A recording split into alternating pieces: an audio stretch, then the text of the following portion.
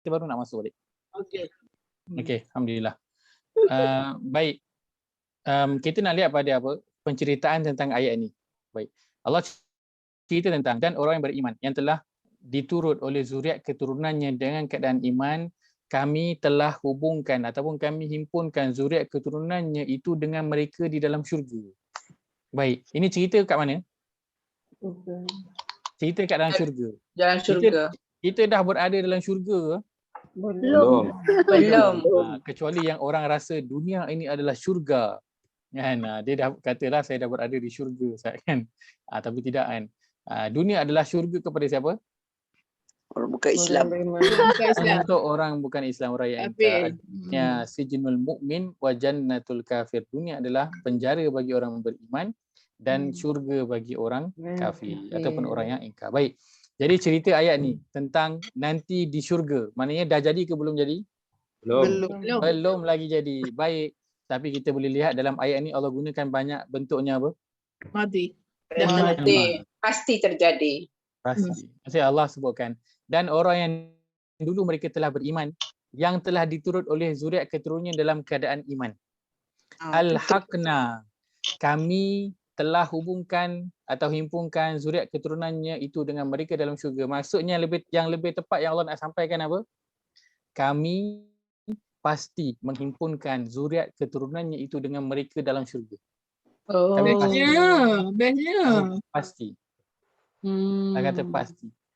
Dan Allah bila Allah kata pasti, ada tak kemungkinan akan ditukar?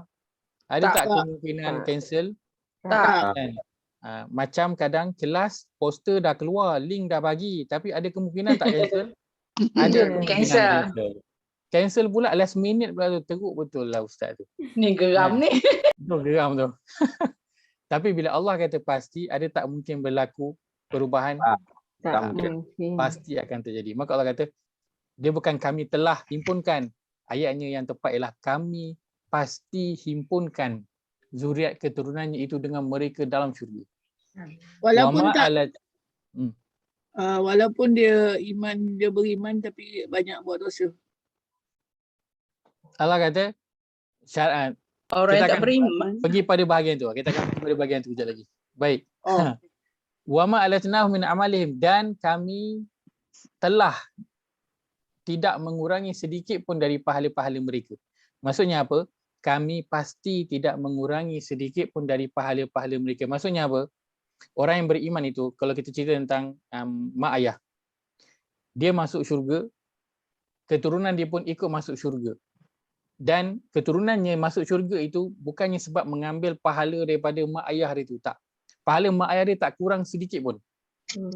Tak kurang sedikit pun. Kenapa Allah sebut tentang tak berkurang sedikit? Apa pentingnya? Sebab dulu dah masuk syurga. Apa penting? Tak kurang pahala amalan itu sedikit pun.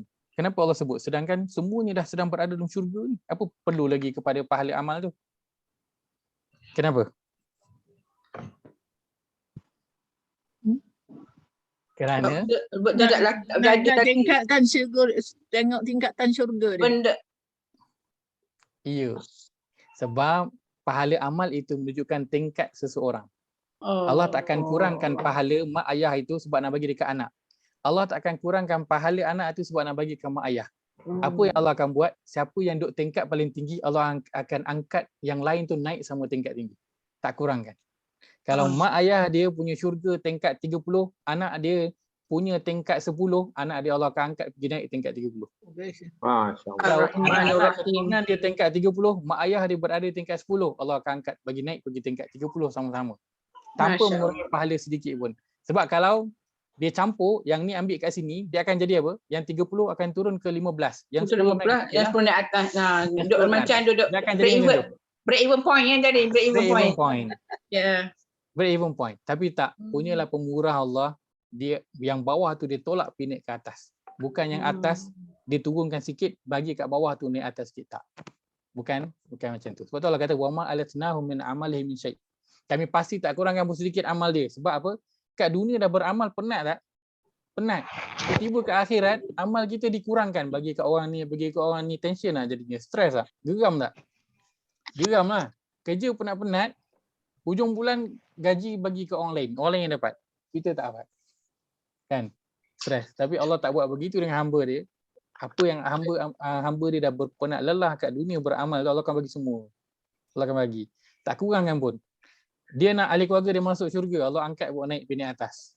Tak perlu pun tolak daripada dia punya apa? Amalan. Kita kan ada kalau orang business travel kan. Company bagi dia business class punya tiket. Dia nak bawa family dia buat apa? Dia downgrade pergi ekonomi. So dapatlah bawa dia punya isteri, dapat bawa anak-anak. Betul tak? Dia downgrade baru dapat bawa semua. Allah dah letak kita business class. Oh, kita nak family kita masuk. Oh, bukan kita turun pergi ekonomi. Allah hantar semua pergi naik business class sama-sama. Lagi seronok ke lagi tak seronok? Lagi seronok lah semua-semua. Dah lah dapat syurga. Business class pula. Lagi seronok. Soalan Ustaz. Ya, saya silakan. Adakah pahala yang kita bincang ni pahala yang final? Ya, ini pahala yang final. Lepas kita dah capai ke tahap syurga kita tingkat yang mana? Kan tingkat mungkin ada bersama. Sebab apa sini ayat tu kata dia tidak kurangkan pahala sesiapa kan.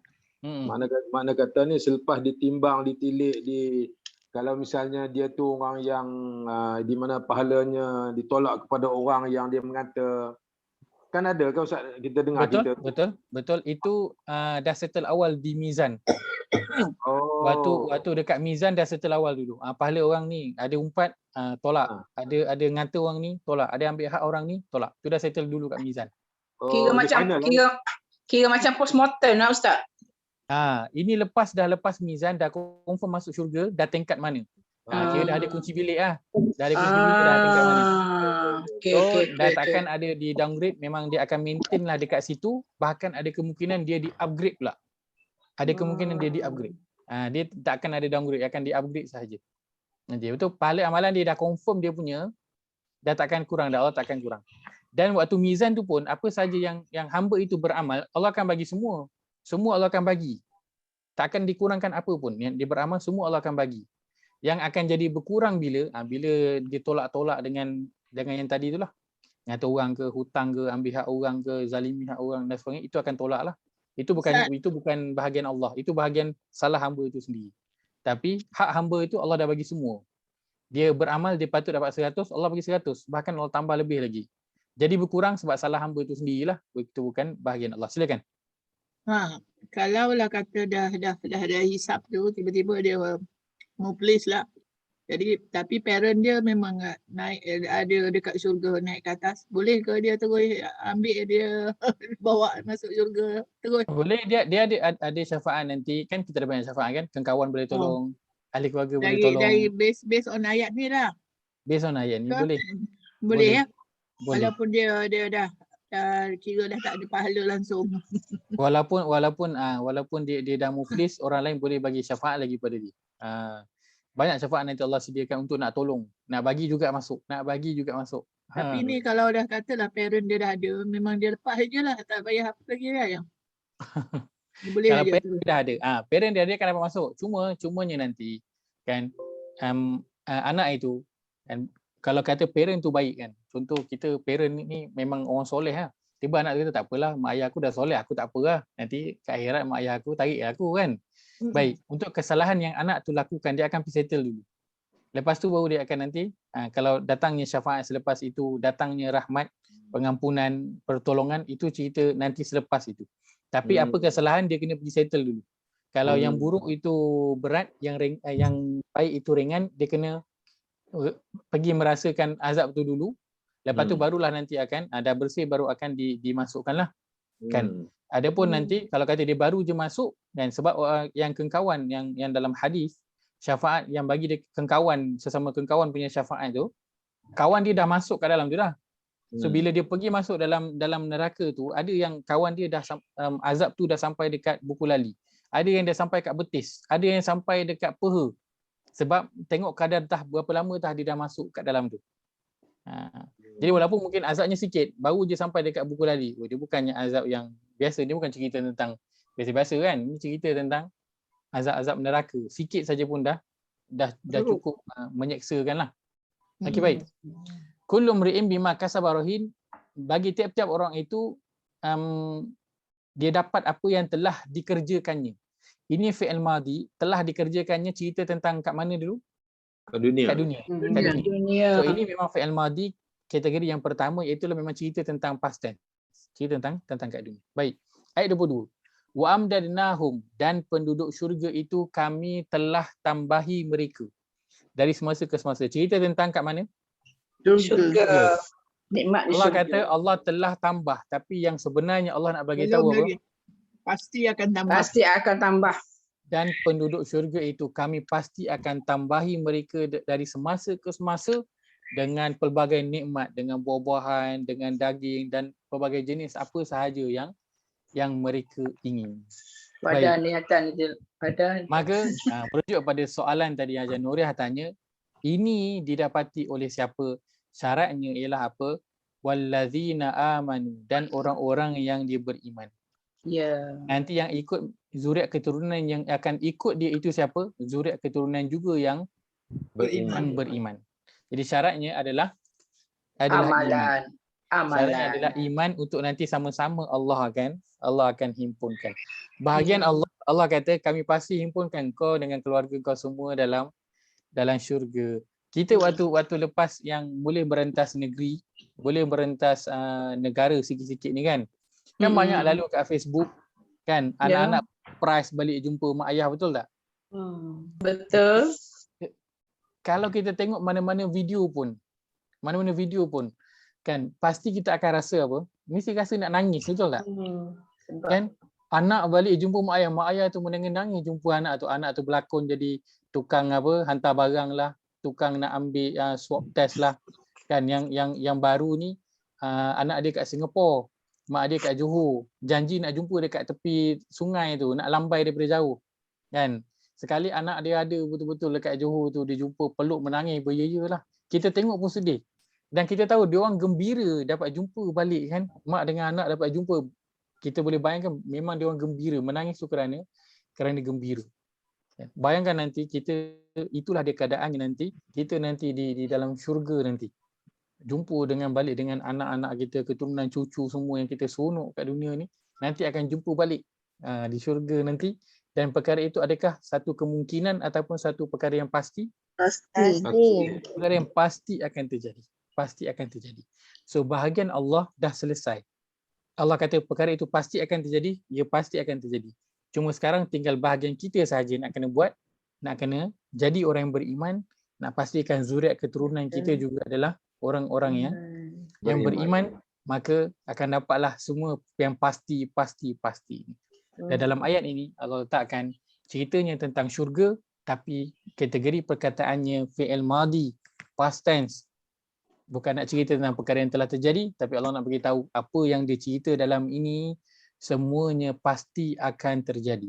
Tanpa perlu Allah letak sesungguhnya, pasti, saufa, tak perlulah Allah letakkan dalam bentuk fi'il madhi je, selesai. Nak beritahu perkara itu pasti akan terjadi.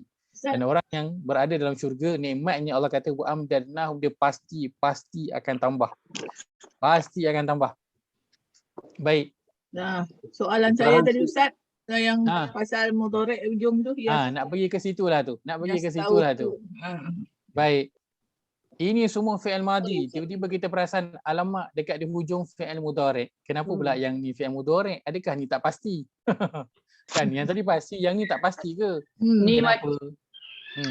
Baik, maka kan kenapa ini bentuknya fi'il mudhari'? Sebentar. Okey.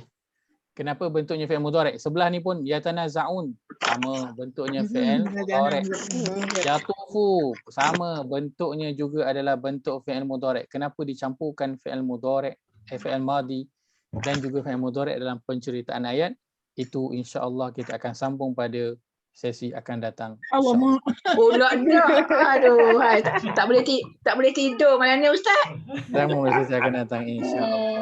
Ada 15 minit lagi Ustaz. Sikit lagi Ustaz.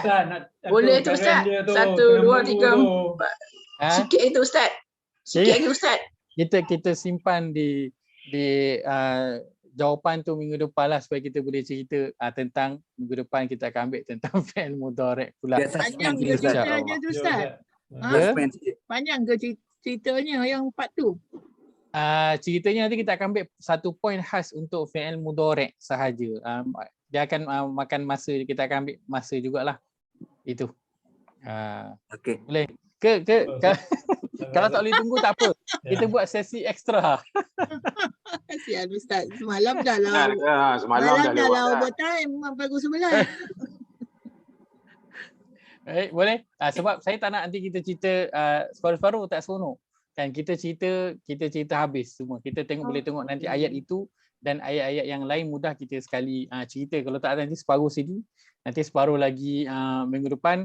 Natasha kita ambil satu poin dan kita cerita sekali semua nanti Kalau insya-Allah. ayat lain tu Ustaz, dia stand alone. Dia tak ada connection dengan Madi. Tapi tiba-tiba yang ni dia bercampur. Jadi kita Tapi dia poinnya benda tu yang ada dah kaitan. pasti. Poinnya itu ada kaitan nanti. InsyaAllah. Pada poin yang kita akan bincangkan. Kita akan datang insyaAllah. Dulu Ustaz ada cerita tapi dah lupa Ustaz. Dulu ada Ustaz ada kasih tip-tip dulu tu, tapi itulah maklumlah kata orang kan. Ada ke Haji Syed? Ada. Tapi not so itulah so lengthy lah dia sebut Perbuatan yang berulang-ulang dan Baik, insyaAllah nanti kita akan sambung pada minggu depan insyaAllah. Satu poin itu kita simpan. Mana yang mungkin dah tahu tu, kita simpan dulu. Kan nanti kita kongsikan pada minggu depan insya-Allah. Baik. Itu saja saya dapat kongsikan pada minggu ini, moga ada manfaat dapat diambil. Saya mohon maaf tadi saya masuk agak lewat. Pada minggu ini alhamdulillah kita dah ambil satu poin, iaitu cerita tentang fi'il madhi. Tapi kalau Allah cerita tentang perkara yang akan datang, tapi Allah gunakan bentuknya fi'il madhi past tense, maka poin yang Allah nak beritahu ialah perkara itu pasti akan terjadi.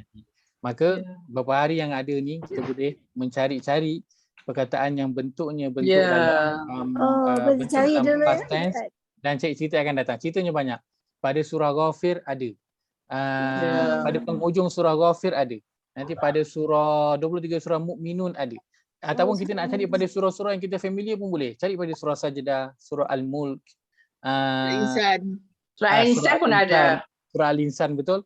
Kita boleh cari bentuk-bentuk yang begitu. Fi'il madhi, fokuskan pada yang itu dulu insya-Allah. Boleh. Baik. Homework. Astagfirullahalazim li walakum. Satu poin yang kita dapat walaupun dia satu poin sahaja. Tetapi saya mendoakan, kita harapkan dia bermakna untuk menambah kefahaman kita tentang Al-Quran, kerana poin ini tak disebutkan dalam terjemahan. Kita dapat ini daripada kita melihat pada teks Arab dia itu sendiri. Barulah pembelajaran bahasa Arab kita itu bermakna. Kita sebab apa? Kita jadi lupa apa yang kita dah belajar dalam bahasa Arab sebab apa? Sebab kita tak guna. Apply. So bila kita baca Quran, setiap kali baca tu kita apply, maka insya-Allah kita takkan lupa. Secara logiknya kita tak akan lupa. Macam kita baca surah Al-Fatihah, kita tak akan lupa dah. Bacalah waktu meniarap ke, waktu berjalan ke, waktu tengah memandu ke, takkan lupa. Boleh baca tanpa berfikir pun. Sebab apa? Dah biasa. Maka untuk bahasa Arab ni juga kita nak lakukan perkara yang sama juga. Dan ini bukan perkara yang mustahil. Kita macam boleh buat. Macam tangan anjing itu kan, sampai sekarang ingat InsyaAllah. Aqulu qawli hadza wa astaghfirullahal azim li wa lakum. Allahumma ja'al hadza jama'ana jam'an marhuma wa tafarruqana min ba'dihi tafarruqan ma'suma.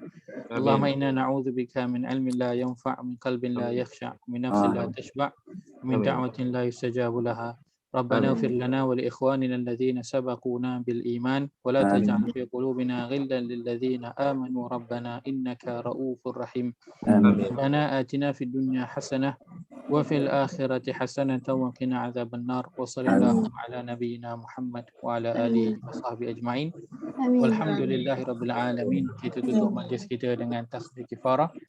Subhanakallahumma wa bihamdika asyhadu an la ilaha illa anta astaghfiruka wa atubu ilaik. Jazakumullah khairah pada semua meluangkan masa dalam hal ini. Mohon maaf terlewat masa dan saya mohon maaf juga saya tak dapat nak sambung poin dia pada malam ini. Assalamualaikum. Parents saya ada lagi di tengah tunggu nak balik. Jadi kalau semoga kita telah jawab panjang, saya mohon maaf sangat-sangat. Mohon maaf. Terima kasih Ustaz. Jumpa minggu depan insya-Allah. Jazakumullah khairan. Terima kasih semua. Assalamualaikum Ustaz. Assalamualaikum. Assalamualaikum Ustaz. Terima kasih. Assalamualaikum Ustaz. Terima kasih. Assalamualaikum warahmatullahi wabarakatuh. Kak Noh. Ya, Kak Noh. Nak nota tadi? Nak nota tadi? nota mana? Yang tadi Ustaz share screen tadi. Oh, share screen dia. Tadi saya tak buat nota lagi, saya dengar dulu. Nanti saya hantar rakaman. Okey.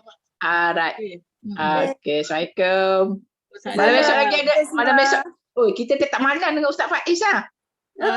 Selasa, Malam Rabu, Malam Khamis. besok. Selasa, Rabu, Khamis, Jumaat kosakata. Ya, Setiap malam. Jemaah kosakata dah buat belum?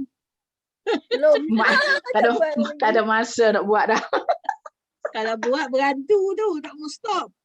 Susah nak berhenti, betul. Seronok je.